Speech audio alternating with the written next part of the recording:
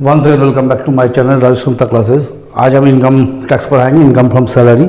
जो बुक हम यूज़ करें वो SBPD पब्लिकेशन का है, डॉक्टर RK जैन का। उसी का क्वेश्चन नंबर 13 लिखे। इसके पहले हम 15 बनाए थे, आज हम 13, 14 दोनों क्वेश्चन बनाएंगे। पहले क्वेश्चन नंबर 13 लिखे है बोर्ड में, तो चलिए क्वेश्चन को पढ़ते हैं। और स्टार्ट करने पर रिक्वेस्ट करेंगे, यदि पहला बार है आप लोग को मदद हो रहा है तो जरूर से चैनल को सब्सक्राइब कीजिए और एक लाइक कमेंट किया कीजिए। देखिए, डॉक्टर RK जैन से लिए क्वेश्चन है, mister Ved employ in a factory in a small town. एक छोटे शहर में जहां पॉपुलेशन 5 लाख है वहाँ मिस्टर वेद नौकरी करता है सिंस 1 फरवरी 2013 से। डेट क्या दिया है? 1 फरवरी 2013 विथ अ ग्रेड ऑफ 3200 4800। इसका मतलब क्या है कि 3000 में ज्वाइन किया। हर साल फरवरी मंथ में 200 का इंक्रीमेंट होगा और तब तक होते जाएगा जब तक ये 4800 तक ना पहुंच जाए। ठीक है। He get DRNS पे 40% of salary, DRNS allowance 20% of salary. Mr. Ved is also entitled a commission equal to first month salary. उसको कमीशन मिलेगा प्रथम माह का जितना सैलरी है उसके बराबर। एंड बोनस, अब bonus equivalent 3 month, last 3 month salary. Bonus कैसे मिलेगा? लास्ट 3 महीना, दैट इज जनवरी फरवरी मार्च, इस 3 महीना में जितना सैलरी था उसके बराबर कमीशन मिलेगा। He is entertainment allowance 500 per month, house rent allowance 6000 per month. He is the headquarter of the company at Kanpur. Company का हेडक्वार्टर कहाँ है? कानपुर में है, जहाँ वो महीना में एक बार जाता है, जिसके लिए कंपनी इसको 2000 देता है। उसका एक्चुअल खर्च होता है 1400। During the year his employer paid professional tax. Employer उसका प्रोफेशनल टैक्स कितना पेमेंट किया? 100 पर मंथ। और LIC पेमेंट किया बेटा का 300 रुपया हाफ ईयरली। बेटा के लिए LIC पेमेंट 300 रुपया हाफ ईयरली दिया। तो देखिए, इसमें सबसे पहले हम लिख देते हैं computation of taxable salary of mister Ved, assessment year 2021-2022, 21-22 है ना। तो सबसे पहले हम लोग क्या करेंगे? कैलकुलेशन ऑफ बेसिक पे। मेन तो यही चीज है इसमें।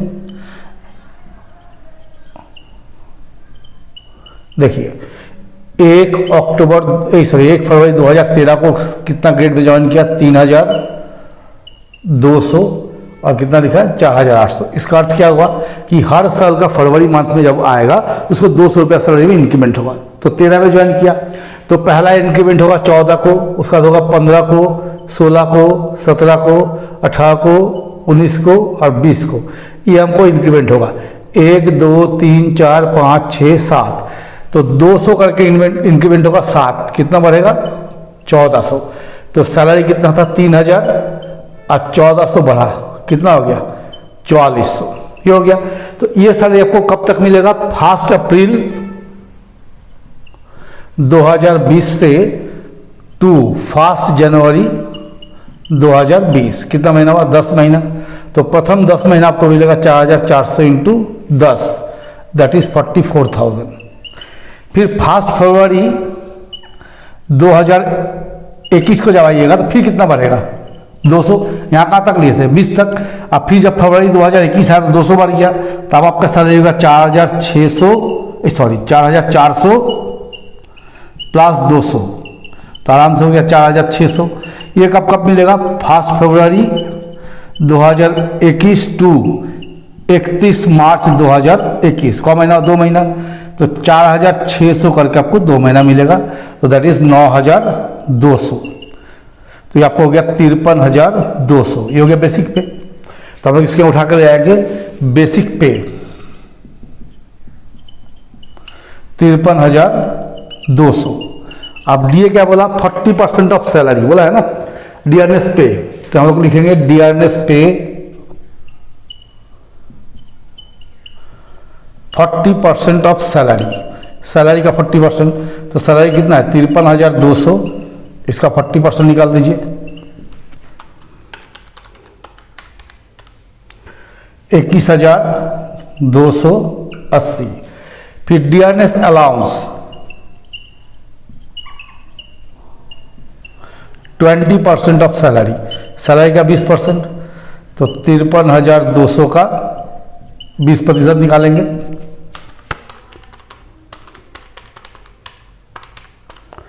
तो 10,640। फिर लिखा क्या? कमीशन। कमीशन क्या बोला? 1 महीने का जो सैलरी है उसके बराबर 1 महीने का सैलरी मिलेगा। तो प्रथम माह का सैलरी कितना जा रहा है? 4400। तो ये मेरा कमीशन हो गया 4,400। बोनस बोला लास्ट 3 महीना का सैलरी, तो बोनस कैसे निकालेंगे? लास्ट 3 महीना कौन सा हो गया? जनवरी, फरवरी और मार्च। देखिए जनवरी तक सैलरी कितना था? 4,400। फरवरी में कितना हुआ? 4,600। मार्च में कितना हुआ? 4,600। तीनों जोड़ देंगे कितना आएगा? 4,400, 4,600, 4,600, तो 13,600 ये आ गया। तो बोनस लिख देंगे 13,600। फिर देखिए एंटरटेनमेंट अलाउंस 500 रुपया, एंटरटेनमेंट अलाउंस 500 पर मंथ, तो 12 महीना में उठा लिया 6,000। फिर हाउस रेंट अलाउंस, तो ये हाउस रेंट अलाउंस क्या बोला? 6,000 रुपया पर मंथ, लेकिन पूरा क्वेश्चन में कहीं नहीं लिखा हुआ है कि कोई रेंट पेड किया। दैट मीन खुद का मकान में रहा। तो जब आप हाउस रेंट लेते हैं कंपनी से और खुद के मकान में रहते हैं, कोई भाड़ा नहीं पेमेंट करते हैं, तो जितना आपको हाउस रेंट अलाउंस मिला टोटल क्या हो जाएगा? टैक्सेबल 72,000। 6,000 इंटू 12, 72,000 टैक्सेबल हो गया।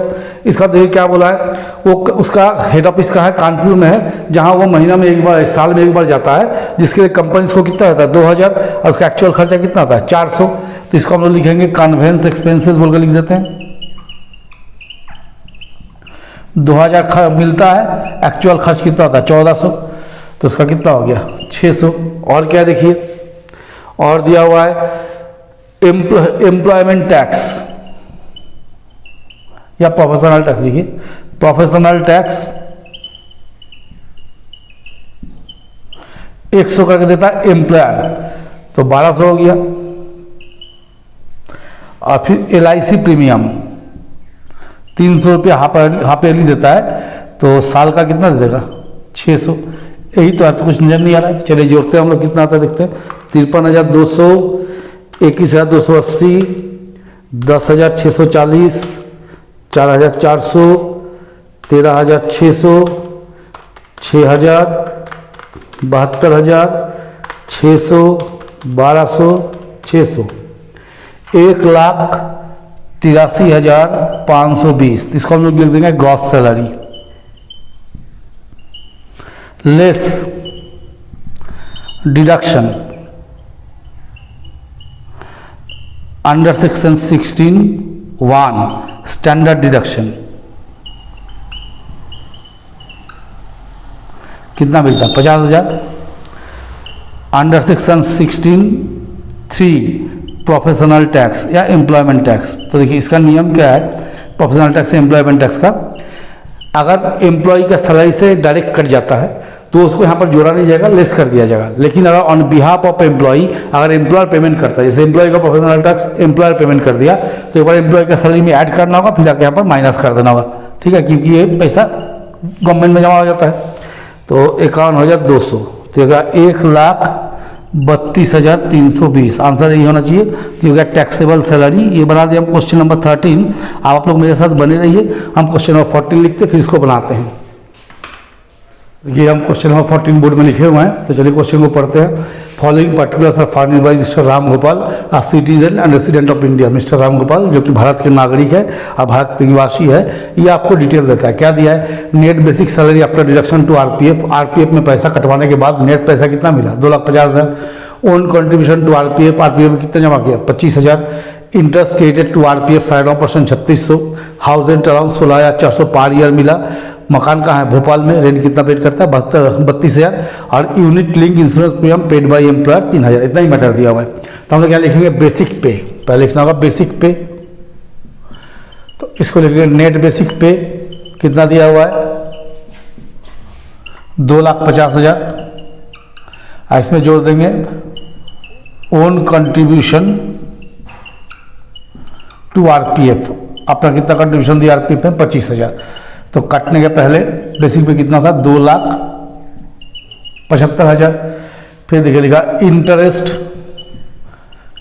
Credited to RPF 9.5%। तो हम लोग क्या है 9.5% तक एग्जाम्प्ट होता है, लगता ही नहीं, ठीक है।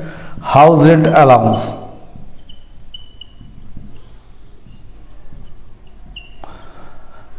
अंडर सेक्शन 10(13)(a, यहाँ निकाली calculation of house rent allowance. HRA taxable ये निकालेंगे। तो लिखेंगे list of the following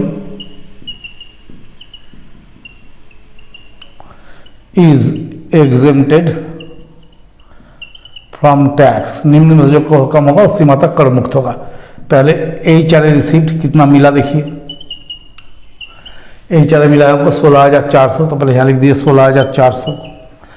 second लीजिए excess of rent paid over 10% of salary. देखिए रेंट पेड कितना दिया 32,000, तो लिखिए rent paid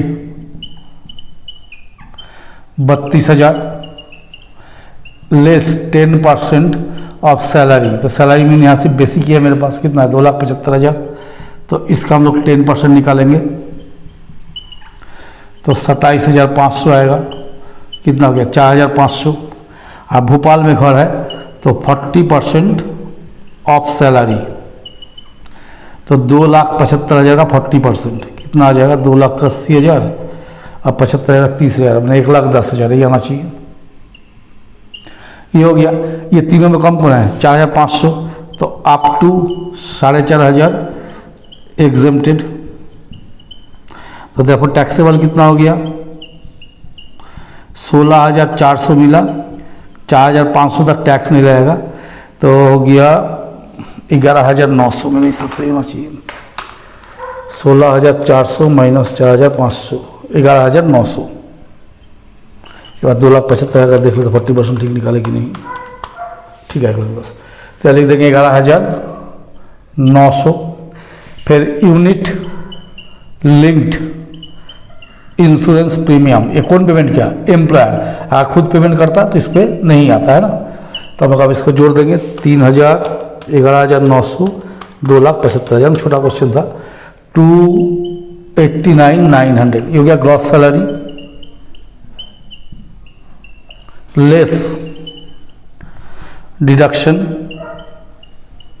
under section 16(1) standard deduction कितना मिलता है 50,000, तो ये 50,000 लेस कर देंगे तो 239,900 ये हो गया टैक्सेबल सैलरी।